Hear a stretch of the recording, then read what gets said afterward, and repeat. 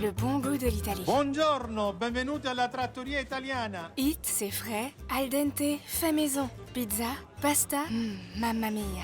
Eat, Italian Trattoria. Toutes les saveurs de l'Italie du Sud. Votre restaurant italien Eat à Vannes, face à Carrefour. Un momento, vero. Pour son salon, Franck a choisi l'ambiance noir et cuir en hommage à ses années rock. Et le bleu, en pensant aux yeux de Vanessa. Mais quand il voit tout ça, il se dit que pour être si bien meublé à ce prix, il n'y a que Story.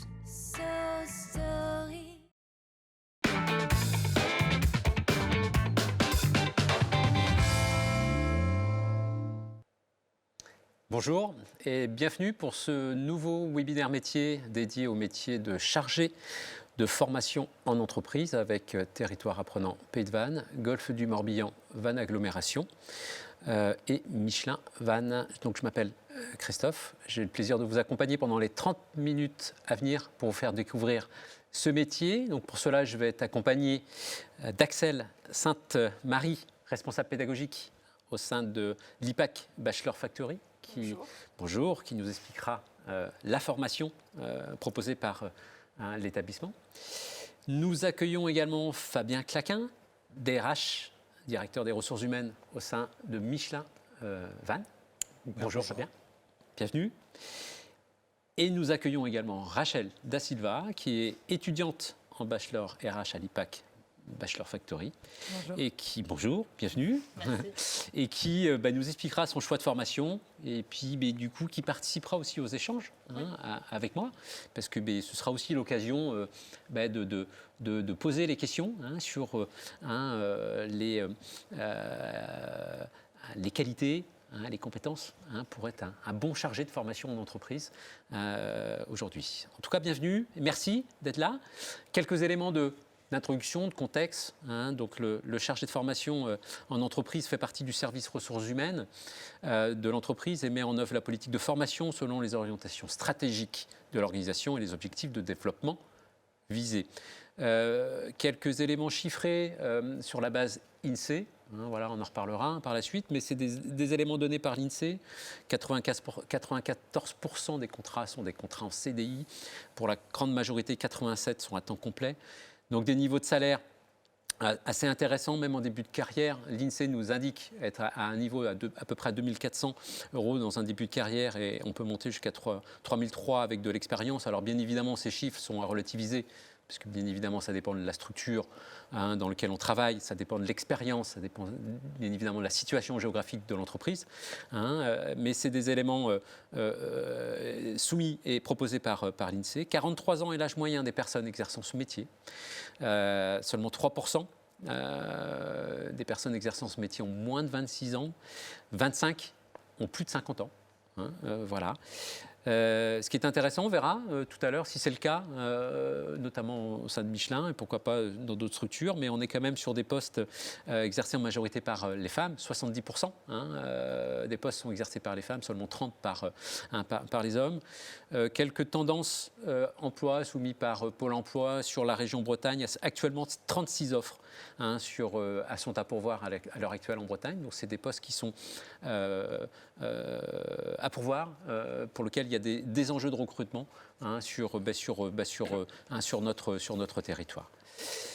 Je vais commencer avec vous, Axel, sur la partie formation. Axel, donc Sainte-Marie, vous êtes responsable pédagogique au sein de l'IPAC Bachelor Factory. Donc moi, si je souhaite devenir chargé de formation d'entreprise, votre établissement propose la formation. Si vous pouvez nous en dire un petit peu plus sur l'établissement, sur la formation proposée. C'est ça. Donc l'école IPAC Bachelor Factory est une école de commerce avant toute chose qui propose un certain nombre de formations. Celle qui nous intéresse particulièrement aujourd'hui, donc, c'est le Bachelor Ressources Humaines. Il est accessible, donc c'est une 3e année. Il est accessible avec un niveau Bac+2 ou 120 crédits ECTS de validé. Et donc c'est grâce à ce bachelor qu'on peut accéder notamment à un métier de chargé de formation. Cette formation, elle s'articule principalement autour vraiment des fondamentaux des ressources humaines. Donc la gestion du personnel par exemple, le recrutement ou encore la stratégie RH. Il faut savoir que nous, on favorise vraiment l'apprentissage donc en alternance, avec des semaines complètes, soit en entreprise, soit à l'école avec nous. Et que vraiment, notre parti pris, c'est que l'équipe enseignante, elle est constituée essentiellement de professionnels aguerris qui, pour la plupart d'entre eux, sont encore dans le domaine des ressources humaines. D'accord. Ok. Alors sur le territoire, il y a d'autres structures qui proposent bien évidemment des formations en ressources humaines. Au-delà de l'AFTEC, on a également les UUP, la REP 56, l'Université de Bretagne Sud qui propose bien évidemment des formations dans le domaine RH.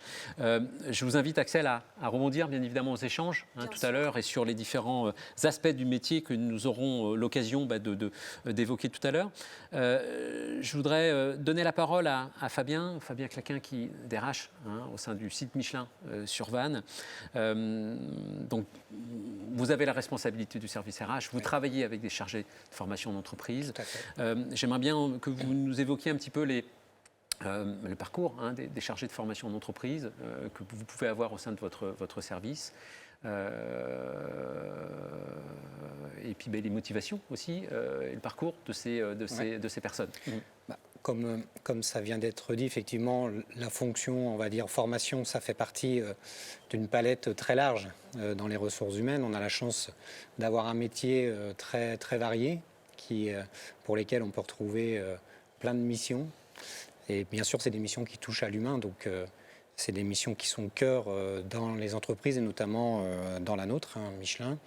Les parcours, ils sont différents. Souvent, effectivement, sur ce type de poste, on retrouve des personnes qui ont suivi ces parcours de formation, licence en RH.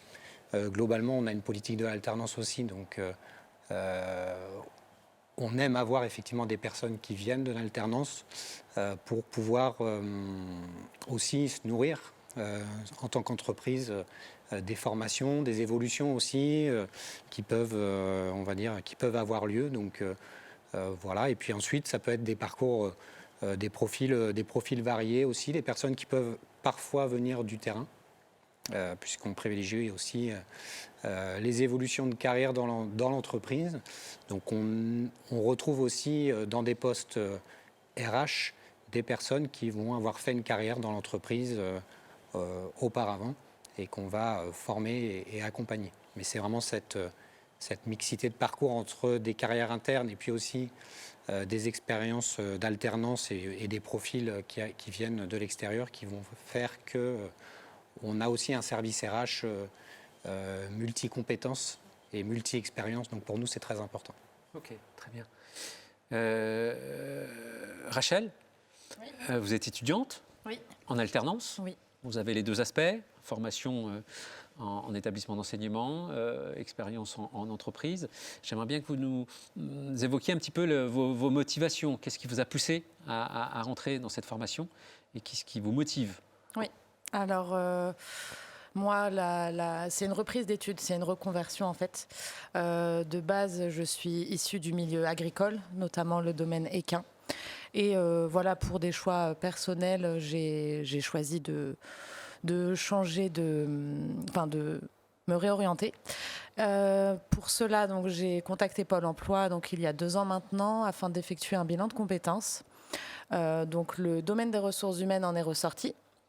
Et justement, pour être sûre de mon choix, j'ai repris un titre professionnel, donc c'est un niveau Bac+2, l'année dernière. Et j'avais justement besoin du côté de alternance pour un petit peu voir comment ça se passait concrètement sur le terrain. Donc d'où le fait d'avoir repris un bachelor ressources humaines.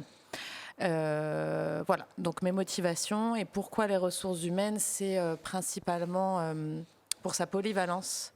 Il y a énormément, c'est très vaste en fait les ressources humaines, il y a beaucoup de possibilités d'évolution de carrière et voilà, c'était principalement pour ça. Ok, en tout cas c'est intéressant parce que du coup on est sur une reconversion, ça rejoint ce que vous disiez tout à l'heure Fabien sur le fait que du coup on peut aussi privilégier la montée en compétences au sein même de l'organisation et donc c'est vraiment intéressant.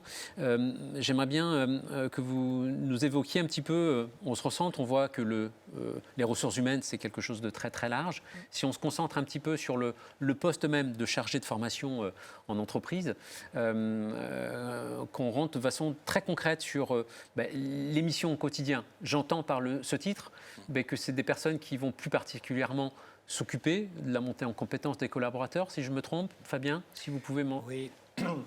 Effectivement, accompagner les équipes dans leur montée en compétences en fonction de la politique aussi qui sera définie, la politique formation, c'est un métier qui est cœur, puisqu'aujourd'hui, la formation, on va dire, que j'associe aussi à la prévention dans l'entreprise, notamment, je pense, en matière de sécurité. Quand on parle de formation réglementaire aussi, il y a beaucoup de responsabilités qui pèsent aussi sur l'entreprise.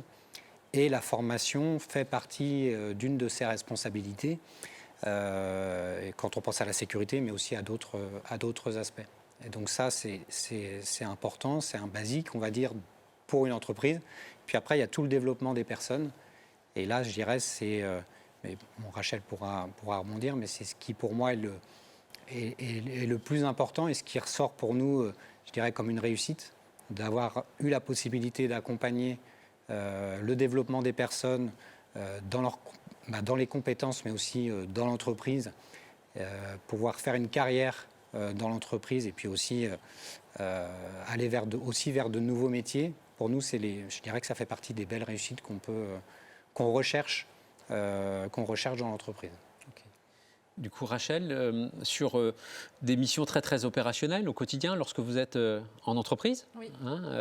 Est-ce que vous pouvez nous évoquer un petit peu, voilà, les missions au quotidien? Si on peut dire que du coup il y a des journées types, parce que je pense pas, mais voilà, il y a sans doute des missions incontournables. Oui. Donc moi, en tant qu'alternante, je ne vais pas forcément traiter que de la formation. J'en fais beaucoup, mais il y en a aussi plein d'autres. Si je me concentre vraiment sur la formation, on va avoir une partie qui va être recueil des besoins auprès des managers, auprès des salariés, pour un petit peu cibler les besoins en formation. Et ensuite, le plus gros du travail, ça va être le suivi. Donc, comme disait Fabien tout à l'heure, par rapport aux formations réglementaires, où on va avoir un petit peu des deadlines, comme par exemple les habilitations électriques ou sauveteurs secouristes au travail. Ça, il faut faire attention aux dates de fin pour pouvoir réaliser les recyclages. Donc, on a un réel suivi là-dessus, une organisation. Ensuite, on va avoir des formations métiers, où ça va être des formations sur le poste de travail par exemple, et on va avoir des formations développement de compétences qui peuvent être par exemple animer une réunion ou comme disait Fabien encore une fois, on va vraiment développer les compétences chez nos collaborateurs. Donc il y a vraiment tout un suivi à réaliser tout au long de l'année pour bien noter les heures de formation, voir ce qui a été accompli, voir ce qui doit être réalisé l'année suivante et ainsi de suite. Donc ça c'est... Le suivi, c'est le plus gros du travail en formation. Donc voilà, en tout cas, concernant la formation. Après, je vais avoir d'autres missions telles que la participation au recrutement. Michelin, à Vannes, on est presque 400 salariés, autour des 400 salariés. Et on a quand même des missions qu'on ne va pas voir dans d'autres entreprises, comme par exemple la réalisation du bilan social. Les élections professionnelles, donc il va y avoir tout ça et puis on est une équipe de 5 personnes au sein de l'usine, donc après travailler en équipe sur différents sujets également. Okay. Donc ça reste quand même très varié. Donc les journées ne se ressemblent pas. Ok. Parfait. Moi, j'entends derrière, et vous ne l'avez pas évoqué, j'entends derrière, en fin de compte, ces sujets d'accompagnement des équipes en montée en compétences. J'entends derrière, dites-moi si je me trompe, mais j'entends bien-être, être bien au travail, j'entends productivité, j'entends tous ces sujets, en fin de compte, qui en étant à l'écoute des collaborateurs, en les faisant progresser au quotidien dans les entreprises, c'est aussi gage de fidélité, c'est aussi gage d'implication, etc. On valide ou... On valide. Ouais. On valide. C'est un peu l'enjeu des missions du chargé de formation. C'est au-delà de l'aspect on accompagne, on check les heures, etc. C'est aussi un accompagnement dans l'expérience et dans le quotidien. L'expérience employée, effectivement. Ouais. Rachel ne l'a pas évoqué, mais une de ses missions, notamment, c'était de retravailler tout notre processus d'accueil, en lien avec la formation aussi. Donc pour nous, c'est extrêmement important, effectivement, de bien accueillir, de faire en sorte que les salariés se sentent bien. Et le premier contact, souvent dans l'entreprise, au-delà du manager, etc., c'est le service formation, puisqu'on va mettre en place les conditions de formation et d'accompagnement qui vont faire que la personne va souhaiter poursuivre l'aventure avec nous. Donc c'est les premiers instants. Ces premiers instants dans l'entreprise sont extrêmement importants. Et puis se projeter dans sa carrière, continuer à se développer, acquérir de nouvelles compétences, c'est ce qui fait que les gens ont envie de rester aussi dans l'entreprise. Donc c'est un des points qui est très important. Vous avez raison de le souligner. Ok. Axel, on est en phase par rapport au parti pris aussi de la formation. C'est des sujets qui sont abordés avec vos apprenants. Bien sûr, c'est le cas. Là, on parlait de l'intégration, c'est totalement le cas. Pour revenir à ce dont parlait Rachel juste avant, c'est vrai que nous, notre parti pris, c'est de pouvoir mettre en condition au maximum les étudiants à ce qu'est la vie professionnelle sur le terrain. Donc ça passe forcément par ce qui se passe en entreprise à travers les missions et à travers leur quotidien en entreprise. Mais on a aussi mis en place, par exemple cette année, des oraux pour les préparer à des situations qu'ils vont être amenés à rencontrer en entreprise. J'entends par exemple la négociation sociale, la préparation des élections, enfin toutes ces choses finalement qui, je pense, en tout cas c'est mon point de vue, si elles sont vues seulement de façon théorique à travers des cours magistraux, en fait, à partir du moment où on arrive en entreprise et qu'on est confronté à ce genre de situation, particulièrement la négociation sociale, on peut se trouver un peu désarmé. Donc notre but, c'est vraiment de leur donner toutes les clés pour qu'à l'issue du bachelor, s'ils ne souhaitent pas poursuivre en Bac+5 ou Bac+5, qu'ils soient déjà armés et opérationnels surtout, c'est très important. Ok, bon, très bien, merci beaucoup. Au quotidien, les conditions de travail, Fabien, c'est-à-dire en service RH, chargé de formation, en termes d'horaire de travail, on évoquait tout à l'heure les niveaux de salaire, est-ce que c'est cohérent par rapport à ce que pratique Michelin, on va parler du site Michelin. Est-ce que vous pouvez nous en dire un petit peu plus sur le fonctionnement au quotidien ? On reste effectivement dans un service RH, on va dire, classique avec des horaires... plutôt des horaires de bureau, on va dire.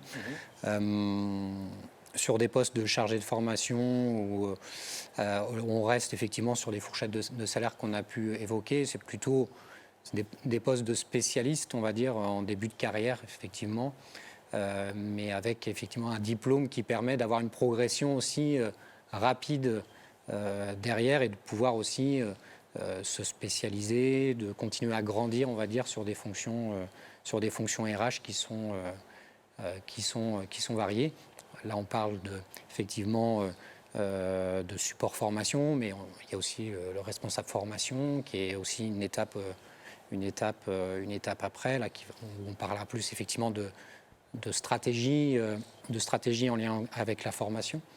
Donc, et là, avec un rythme horaire, on va dire, qui sera probablement plus important, mais sur un poste, on va dire, administratif. Ok.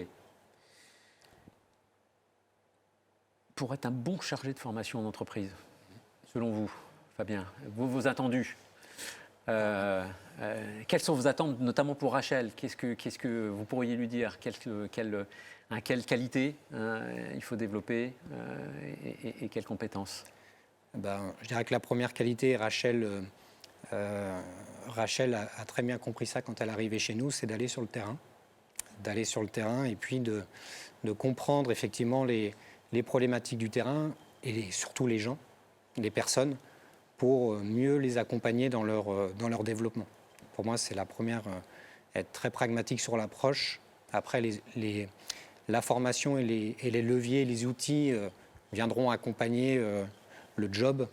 Et donc, cette capacité effectivement à comprendre, être sur le terrain, et puis ensuite, à l'écoute, bien sûr, parce que quand on est sur le terrain, il faut écouter les personnes qui sont auprès de nous. Et puis après, il y a toute, je dirais, la rigueur administrative aussi, parce que ça reste un métier, effectivement, pour lequel il y a une partie administrative qui est importante. Et donc là, il faut aussi avoir de bonnes qualités et de bonne rigueur à ce niveau-là, parce que, comme je disais tout à l'heure, c'est la responsabilité de l'entreprise qui est en jeu sur beaucoup de sujets. Et donc, avec des échéances, des habilitations, etc., qu'il faut respecter. Et ça, c'est extrêmement important. Ok. Du coup, pour vous, Rachel, vous pouvez compléter les propos de Fabien sur, sur les qualités. Moi, je rajouterais, ça va rejoindre un petit peu ce que Fabien a dit, mais donc là, je parle vraiment en tant qu'alternante ressources humaines d'une manière plus globale. La curiosité, c'est important, surtout dans une entreprise comme Michelin, où l'industrie, ça reste quand même assez technique quand on ne connaît pas. Donc la curiosité, pas hésiter à être force de proposition pour essayer d'améliorer ou de renforcer des choses déjà en place. Et donc l'organisation qui rejoint la rigueur aussi quelque part. Ok. Moi, j'avais mon petit pense-bête. On avait évoqué autonomie. Oui, autonomie aussi. Oui, ouais, oui, c'est vrai. Oui. Ouais. Autonomie. Okay. Ouais. Et du coup, on évoquait tout à l'heure être en capacité, en fin de compte, d'aller au-devant des gens, d'être à l'écoute. Cette aisance relationnelle, elle est nécessaire. Il faut aimer les gens, il faut aimer aller communiquer, il faut aimer... Aimer les gens et avoir une certaine aisance au niveau du contact, je dirais, parce que beaucoup de salariés... Quand on arrive comme ça pour une durée, moi, de 1 an, j'arrive au service des ressources humaines, on ne va pas savoir qui je suis, donc il faut aller se montrer, il faut aller parler avec les personnes, montrer qu'on s'intéresse. Donc oui, c'est important de savoir aller vers les autres. Ok, parfait. Moi, je suis chargé de formation d'entreprise, je suis au sein du service RH. Je peux prétendre, en fin de compte, à quel type d'évolution ? Alors, on peut évoquer les évolutions possibles, on l'évoquait tout à l'heure au sein de Michelin, mais aussi en dehors. Est-ce qu'on peut évoquer des perspectives de carrière, des évolutions possibles à suivre de chargé de formation en entreprise ? Fabien ?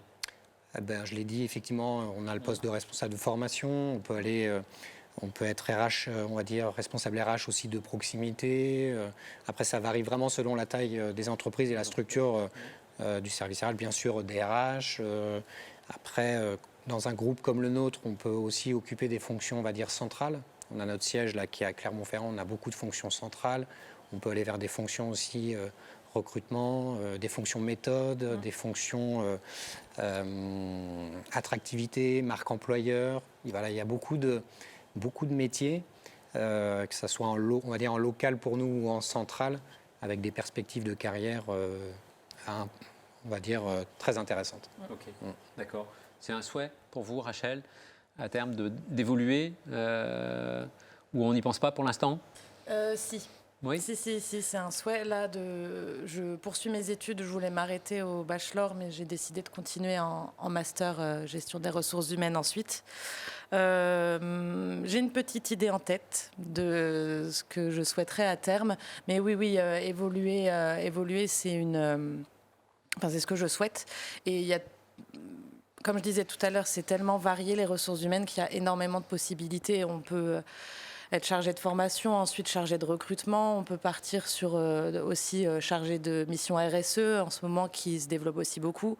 Il y a vraiment énormément de possibilités. Donc ça reste dans un coin de ma tête, mais énormément de possibilités en termes de métier. Dans les ressources humaines, énormément de possibilités aussi au niveau des entreprises, des activités possibles, etc. Sachant que les ressources humaines, on les retrouve évidemment un peu partout. Oui. Ça, c'est une chance. Effectivement, on est dans un métier où on peut travailler dans tous les secteurs d'activité qui souhaitent mener une politique RH. Et ça, c'est aussi la richesse du métier. Et de découvrir des secteurs d'activité, de s'imprégner de différents secteurs d'activité. Et moi, effectivement, j'encourage aussi pendant l'alternance à aller découvrir, si on en a la possibilité, plusieurs entreprises pour s'imprégner des modes de fonctionnement et des méthodes, des politiques RH. Et c'est ce qui fait que demain, on aura effectivement des professionnels avec un mindset, on va dire, développé. Et on sera très content d'accueillir ces personnes-là dans nos entreprises dans les prochaines années. Ok. Et en tout cas, merci à vous. On en sait maintenant un petit peu plus sur le métier de chargé de formation en entreprise.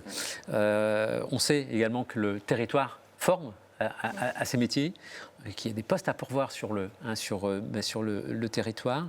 Donc si on souhaite continuer à se renseigner sur le métier, Golfe du Morbihan, Vannes Agglomération propose ces points accueil emploi. Ce sont des lieux de ressources et d'échanges pour les personnes à la recherche d'un emploi ou d'une formation. Une équipe spécialisée accompagne les personnes dans leur démarche de candidature, dans leur recherche de financement et de formation. Ils permettent un accès à une large documentation sur les emplois et les métiers, la validation des acquis de l'expérience, le bilan de compétences, voire la création d'entreprises. Ils sont également un relais des entreprises dans leur recherche de compétences et accueillent de nombreux partenaires dans le cadre de permanences et actions ponctuelles pour l'emploi. Merci vivement pour votre participation. Merci à Michelin, Vannes, et à l'IPAC Bachelor Factory de votre présence. Et je vous dis à très bientôt pour un nouveau webinaire métier avec Territoire Apprenant Pays de Vannes, Golfe du Morbihan, Vannes Agglomération et BZH Studio.